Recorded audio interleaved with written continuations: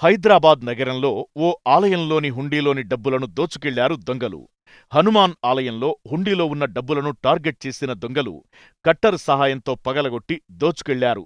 ఈ ఘటన Hyderabad Narsingi police station పరిధిలోని గంథంగూడలోని శ్రీనివాసనగర్ కాలనీలో ఉన్న హనుమాన్ ఆలయంలో చోటు చేసుకుంది.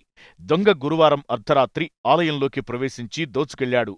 ఈ ఘటనకు సంబంధించిన దృశ్యాలు అక్కడున్న సీసీ కెమెరాలో రికార్డయ్యాయి. పోలీసులు తెలిపిన వివరాల ప్రకారం శుక్రవారం తెల్లవారుజామున 1:50 ఆలయంలోకి ప్రవేశించిన దుండగుడు హుండీని పగలగొట్టి నగదును ఎత్తుకెళ్లాడు.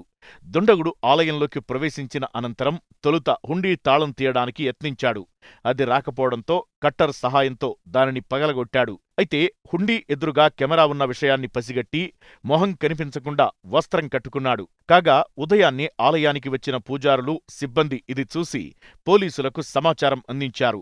ఈ దొంగతనం ఘటనపై కేసు నమోదు చేసిన పోలీసులు దర్యాప్తు చేస్తున్నారు. సీసీటీవీ ఫుటేజీ ఆధారంగా దుండగుడిని గుర్తించేందుకు ప్రయత్నిస్తున్నామని పోలీసులు తెలిపారు.